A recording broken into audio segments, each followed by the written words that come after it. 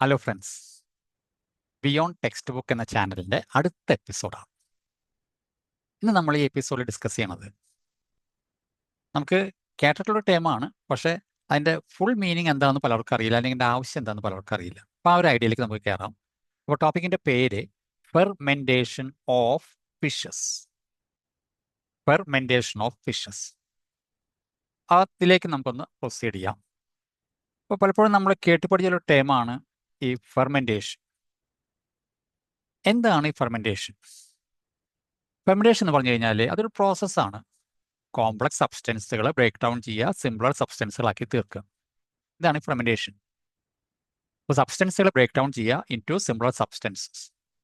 പക്ഷേ ഫെർമെൻറ്റേഷൻ ആകുമ്പോൾ അവിടെ ഓക്സിജൻ്റെ ആവശ്യമില്ല. ഓക്സിജൻ്റെ ആവശ്യമില്ലെങ്കിൽ നമ്മൾ വേറൊരു പേര് പറയും, അനൈറോബിക് പ്രോസസ്. ഓക്സിജൻ വേണമെങ്കിൽ പറയും എയറോബിക്. നമ്മളൊക്കെ ഓക്സിജൻ വേണ്ട ഗ്രൂപ്പിൽപ്പെട്ടവരാണ്. നമ്മളെ വിളിക്കും എയറോബ്സ് എന്നാണ് നമ്മളെ വിളിക്കുക. എന്നാൽ ഈസ്റ്റ്, ബാക്ടീരിയ, അത്തരം ഓർഗാനിസങ്ങളെ സാധാരണ വിളിക്കുക അനൈറോബ്സ് എന്നാണ്. പല ബാക്ടീരിയകളും അല്ലെങ്കിൽ ചില ഫംഗസുകളൊക്കെ അനൈറോബിക് ആണ്, അവർക്ക് ഓക്സിജൻ വേണ്ട. ഈ ഫെർമെൻറ്റേഷൻ വഴിയാണ് നമ്മുടെ വീട്ടിൽ നമ്മൾ പല ഫുഡുകളും പ്രൊഡ്യൂസ് ചെയ്യുന്നത്. ഇപ്പോൾ മാവ്, ഡൗ എന്ന് പറയുന്നത് ഇഡ്ഡലി ദോശൻ്റെ, അതുപോലെ തന്നെ ഇൻഡസ്ട്രിയലായിട്ട് ആൽക്കഹോൾ പ്രൊഡക്ഷൻ, അതൊക്കെ ഫെർമെൻറ്റേഷൻ വഴിയാണ്. ഇനി നമുക്ക് അടുത്ത് നോക്കാനുള്ളത്, ഇപ്പോൾ ഫെർമെൻറ്റേഷൻ ക്ലിയർ ആയി. എന്താണ് ഫെർമെൻറ്റേഷൻ ഓഫ് ഫിഷസ്? ഏറ്റവും ബേസിക് ആയിട്ട് പറഞ്ഞു കഴിഞ്ഞാൽ ഇതൊരു പ്രൊസീജിയറാണ്, ഇൻഡസ്ട്രീസിൽ അപ്ലിക്കേഷനുള്ള പ്രൊസീജിയറാണ്. നമുക്ക് അതിനെക്കുറിച്ച് അറിയില്ല, കാരണം നമ്മൾ അവിടെ അത്ര പ്രിവാലൻ്റ് അല്ല അത്. അത് ജനറലായിട്ട് നമ്മളൊന്ന് ഡിഫൈൻ ചെയ്യുമ്പോൾ, എനി ഫിഷറി പ്രൊഡക്റ്റ്, ഫിഷിൻ്റെ ഒരു പ്രൊഡക്റ്റ്, അതിന് ഡീഗ്രഡേറ്റീവ് ചേഞ്ചസ് വരുത്തുക, അതിനൊന്നുകൂടെ സിംപ്ലിഫൈ ചെയ്യുക ഒരു ഫിഷ് പ്രൊഡക്റ്റ്. എങ്ങനെ? ബൈ യൂസിങ് എൻസൈം ഉപയോഗിച്ചുകൊണ്ട്. ഈ എൻസൈം എവിടെ നിന്നാണ് വരിക?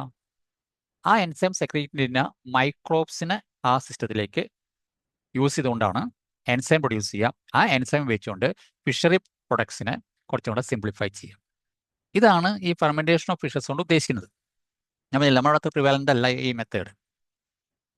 അപ്പോൾ ഒരു ഫിഷറി പ്രൊഡക്റ്റ്, അതിനെ ഒന്ന് സിംപ്ലിഫൈ ചെയ്യുക, ഡിഗ്രഡേറ്റീവ് ചേഞ്ച് വരുത്തുക. എങ്ങനെ? എൻസൈം ഉപയോഗിച്ചുകൊണ്ട്. ഈ എൻസൈം പ്രൊഡ്യൂസ് ചെയ്യുക ആ സിസ്റ്റത്തിൽ കാണുന്ന മൈക്രോബ്സ് ആണ്. ചിലർ ഉപ്പ് അതിലിടും, ചിലർ ഉപ്പ് ഇടില്ല, ദാറ്റ് ഡിപ്പെൻസ്. ഇതിൽ മെയിനായിട്ട് നടക്കുക ഫിഷ് പ്രോട്ടീൻ അതിനെ സിംപിളറാക്കി മാറ്റും. ഇതൊരു ലോങ് പ്രൊസീജിയറാണ്. ഇതിന് ടൈം വേണം. ടൈം എന്ന് പറഞ്ഞാൽ ചിലപ്പോൾ ഒരാഴ്ച, 2 ആഴ്ച, 3 ആഴ്ച, 1 മാസം, 2 മാസമൊക്കെ പിടിക്കും. ഇത് വൈൻ നമ്മൾ മെച്ചുർ ചെയ്യണ പോലെ. ഒരു 90 ദിവസം വരെ കഴിക്കാമെന്നാണ് പലരും പറയണത്. 90 ദിവസം വരെ നമുക്കത് കൺസ്യൂം ചെയ്യാമെന്ന് പറയണം. ഇതാണ് ഈ ഫെർമെൻറ്റഡ് ഫിഷസിൻ്റെ ഒരു ഐഡിയ. അപ്പോൾ ഏതൊക്കെ ഫിഷസിനാണ് ഫെർമെൻറ്റ് ചെയ്യാൻ വേണ്ടി ഉപയോഗിക്കുക? ഞാൻ അതിനു വേണ്ടി സ്ക്രീൻ ഒന്ന് ഷെയർ ചെയ്യാം.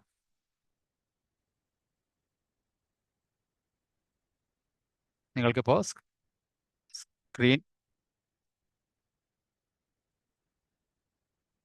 ഞാൻ ഷെയർ ചെയ്യാം. ഇപ്പോൾ സ്ക്രീൻ വന്നിട്ടുണ്ടോ?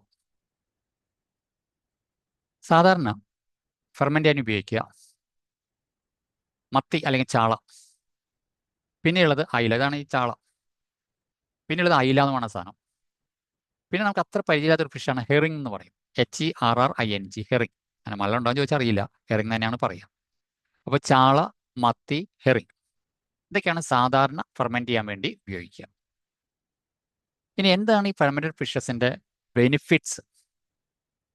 അതിലൊരു ബെനിഫിറ്റ് പറയണത്, ഈ ഫെർമെൻറ്റഡ് ഫിഷുമായി ബന്ധപ്പെട്ടുകൊണ്ട് പല യൂസ്ഫുൾ ആയിട്ടുള്ള ബാക്ടീരിയകളും ഡെവലപ്പ് ചെയ്യും, അല്ലെങ്കിൽ സിസ്റ്റത്തിൽ ഉണ്ടാവും.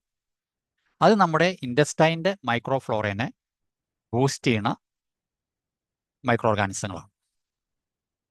അപ്പോൾ ബെനിഫിഷ്യൽ ആയിട്ടുള്ള ബാക്ടീരിയകൾ അത് നമ്മുടെ ഇൻഡസ്റ്റൈനൽ ബാക്ടീരിയനെ, അതിൻ്റെ ഡെവലപ്മെൻറ്റിനെ ബൂസ്റ്റ് ചെയ്യും. രണ്ടാമത്തെ ഒരു ബെനിഫിറ്റ് പറയുന്നത് ഇതിൽ ആൻറ്റി ഓക്സിഡൻസ് ഉണ്ടെന്നുള്ളതാണ്. മൂന്നാമത്തെ, ഇത് മസിൽസിനെ ഇമ്പ്രൂവ് ചെയ്യും, അതുപോലെ തന്നെ റിപ്പയർ ചെയ്യാൻ ഹെൽപ്പ് ചെയ്യും. അപ്പോൾ അങ്ങനെ അഡ്വാൻറ്റേജ് ഉണ്ട്. അതുപോലെ തന്നെ സാധനങ്ങൾ ഡൈജസ്റ്റ് ചെയ്യാൻ ഹെൽപ്പ് ചെയ്യും. അങ്ങനെയൊക്കെയാണ് ഇതിൻ്റെ അഡ്വാൻറ്റേജ് പറയണത്, ബെനിഫിറ്റ്സ്. അപ്പോൾ നമ്മുടെ ഗട്ടിലത്തെ മൈക്രോഫ്ലോറനെ എൻഹാൻസ് ചെയ്യും, ആൻറ്റി ഓക്സിഡൻസ് ഉണ്ട്, മസിൽസ് ഡെവലപ്പ് ചെയ്യും, റിപ്പയർ ടിഷ്യൂ ക്വിക്കായിട്ട് അത് റിപ്പയർ പ്രൊസീജിയറിലേക്ക് കിടക്കും, ഡൈജഷന് ഹെൽപ്പ് ചെയ്യും. ഇങ്ങനെ ഡിസഡ്വാൻറ്റേജ് ഉണ്ടോ എന്ന് ചോദിച്ചാൽ, ഏത് കാര്യത്തിന് അഡ്വാൻറ്റേജ് ഉണ്ട് ഡിസഡ്വാൻറ്റേജ് ഉണ്ട്, നമുക്കറിയാം. ഡിസഡ്വാൻറ്റേജ് ഉണ്ട്. ഒന്നാമതൊരു ഫുഡ് ഐറ്റാണത്. അപ്പോൾ പാത്തോജൻസ് ഡെവലപ്പ് ചെയ്യാം. പലപ്പോഴും ഇതിൽ കെമിക്കൽസിന്റെ പ്രസൻസ് കാണാം. അതായത് അതൊരു ആന്റിബയോട്ടിക് റെസിസ്റ്റൻസ് ഇവിടെ ക്രിയേറ്റ് ചെയ്യാം. ചില കേസുകളിൽ ചില കെമിക്കൽസ് അതിലുള്ളത് പോയ്സൺ ചെയ്യാം. അപ്പം അങ്ങനെ ഡിസഡ്വാൻറ്റേജ് ഉണ്ട്. ഇനി ഇത് കോമൺ ആയിട്ട് എവിടേക്കൊക്കെ കാണും? നമ്മുടെ കേരളത്തിൽ അധികം അങ്ങനെ കണ്ടിട്ടില്ല. ഇപ്പോൾ വേൾഡ് എടുക്കുമ്പോൾ നമുക്ക് കാണാൻ പറ്റുക യൂറോപ്യൻ കൺട്രീസ്, അതിലൊന്നാണ് സ്വീഡൻ. അവിടെ വളരെ പോപ്പുലർ ആണ് ഈ സാധനം, സ്വീഡൻ. പിന്നെ നോർത്ത് ഈസ്റ്റേൺ സ്റ്റേറ്റ്സ് നമ്മുടെ ഇന്ത്യയിൽ സിക്കിം, ആസാം, മേഘാലയ, പിന്നെ അതിനെപ്പറ്റി ചുറ്റുള്ള സ്ഥലങ്ങൾ, രാജ്യങ്ങൾ, നേപ്പാൾ, ഭൂട്ടാൻ, അവിടെയൊക്കെ അത് കാണും. ഇനി ഒന്ന് രണ്ട് കോമൺ ആയിട്ടുള്ള ഈ ഫെർമെന്റഡ് ഫിഷസിന്റെ പേരാണ്. ഒന്ന് നമ്മുടെ ലാംഗ്വേജ് അല്ലെങ്കിൽ നമുക്ക് പരിചയമില്ല. ഒന്ന് നാരി എന്നാണ് പറയുക, സ്പെല്ലിങ് NGARI, നാരി. പിന്നെ ഒന്നുള്ളത് സർസ്ട്രോമിങ്. ഇത് രണ്ടും നമുക്ക് കേട്ട് പരിചയമില്ല, പക്ഷെ ഇതൊക്കെ ഫെർമെന്റഡ് ഫിഷസിന്റെ ഡിഫറെൻറ്റ് പ്രൊഡക്റ്റുകളാണ്. ഇനി ഇതിന്റെ കോസ്റ്റ് നമ്മൾ ലോജിക്കലായിട്ട് തിങ്ക് ചെയ്താൽ തന്നെ കോസ്റ്റ് കൂടാനാണ് ചാൻസ്. അതിനൊരു കാരണം ഇത് പെരിഷബിൾ ആണ്. രണ്ട്, ഇത് പ്രോപ്പറായിട്ട് മെയിൻറ്റെയിൻ ചെയ്യണം. 3, ഫ്രീക്വൻറ്റ് ചെക്കിങ് വേണം, വല്ല പോയ്സണോ അല്ലെങ്കിൽ എന്തെങ്കിലുമൊക്കെ ഉണ്ടോ എന്നുള്ളത്. അപ്പോൾ അത് കോസ്റ്റ് കൂടാനാണ് ചാൻസ്. ഇനി നിങ്ങളുടെ മനസ്സിൽ ഇപ്പോൾ ഒരു സംശയം വരും. നമ്മൾ മത്സ്യം പ്രിസർവ് ചെയ്യാൻ പല മെത്തേഡ്സ് ഉപയോഗിക്കും. ഒന്ന്, നമ്മൾ ഉപ്പ് പുരട്ടി ഉണക്കി വെക്കും. അതല്ല ഈ സാധനം. അപ്പോൾ അതല്ല, ഉപ്പ് പുരട്ടി ഉണക്കുന്ന മത്സ്യങ്ങളല്ലാട്ടോ ഈ ഫെർമെന്റഡ് ഫിഷ്.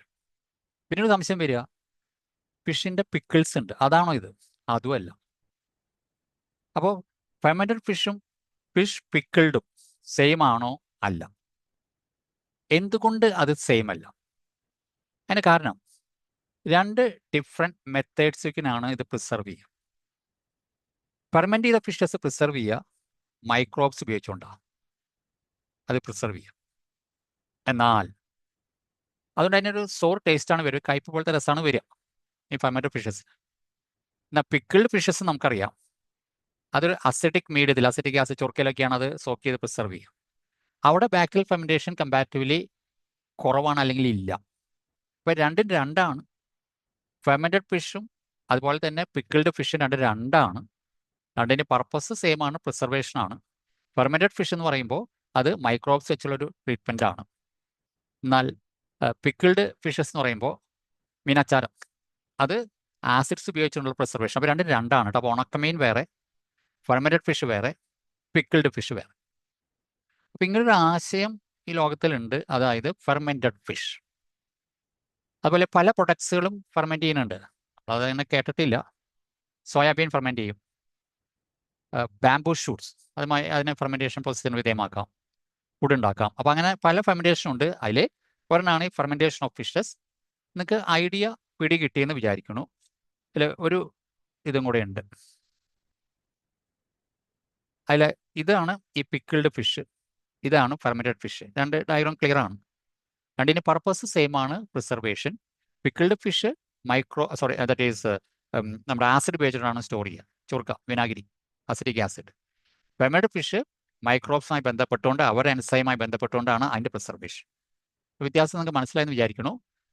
നിങ്ങൾക്ക് ഇത് ഇഷ്ടപ്പെട്ടാൽ, ഈ ഡിസ്ക്രിപ്ഷൻ ഇഷ്ടപ്പെട്ടാൽ അത് ലൈക്ക് ചെയ്യുക, കമൻറ്റ് ചെയ്യുക. അതുപോലെ തന്നെ നിങ്ങൾക്ക് അത് ഷെയർ ചെയ്യാം, പിന്നെ സബ്സ്ക്രൈബ് ചെയ്യും. മറ്റൊരു എപ്പിസോഡുമായിട്ട് നമുക്ക് പിന്നീട് കാണാം. For time being we can wind.